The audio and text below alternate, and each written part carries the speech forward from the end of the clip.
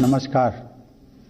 73वें गणतंत्र दिवस की पूर्व संध्या पर देश और विदेश में रहने वाले आप सभी भारत के लोगों को मेरी हार्दिक बधाई। हम सबको एक सूत्र में बांधने वाली भारतीयता के गौरव का यह उत्सव है।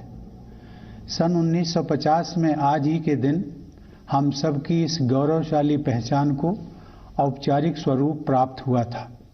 उस दिन भारत विश्व के सबसे बड़े गणतंत्र के रूप में स्थापित हुआ और हम भारत के लोगों ने एक ऐसा संविधान लागू किया जो हमारी सामूहिक चेतना का जीवंत दस्तावेज है।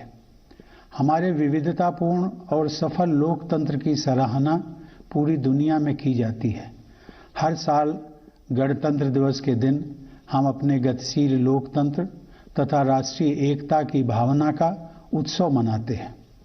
महामारी के कारण इस वर्ष के उत्सव में धूमधाम भले ही कुछ कम हो, परंतु हमारी भावना हमेशा की तरह सशक्त है।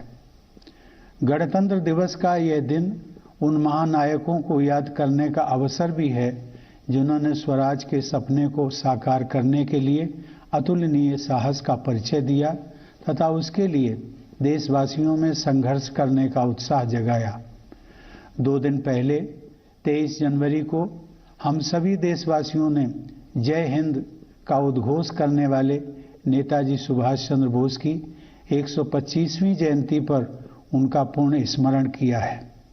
स्वाधीनता के लिए उनकी ललक और भारत को गौरवशाली बनाने की उनकी महत्वाकांक्षा हम सब के लिए प्रेरणा का स्रोत है।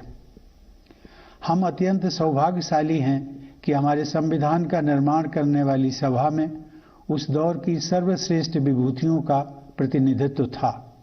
वे लोग हमारे महान स्वाधीनता संग्राम के प्रमुख ध्वजवाहक थे।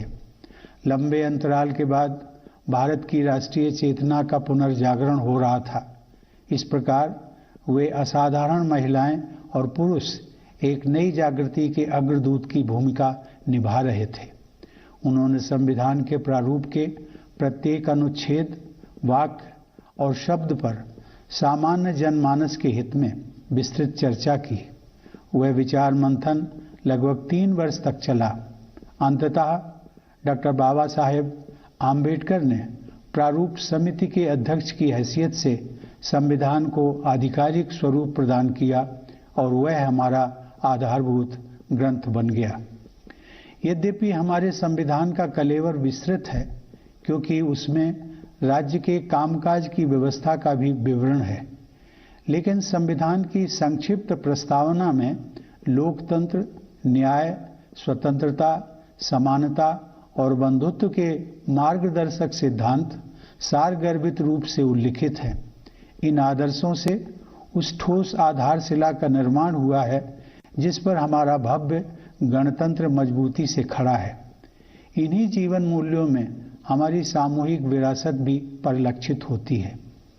इन जीवन मूल्यों को मूल अधिकारों तथा नागरिकों के मूल कर्तव्यों के रूप में हमारे संविधान द्वारा बुनियादी महत्व प्रदान किया गया है। अधिकार और कर्तव्य एक ही सिक्के के 2 पहलू हैं। संविधान में उल्लिखित मूल कर्तव्यों का नागरिकों द्वारा पालन करने से मूल अधिकारों के लिए समुचित वातावरण बनता है। हमारे चैनल को लाइक, शेयर, सब्सक्राइब करें और बेल आइकन दबाना न भूलें।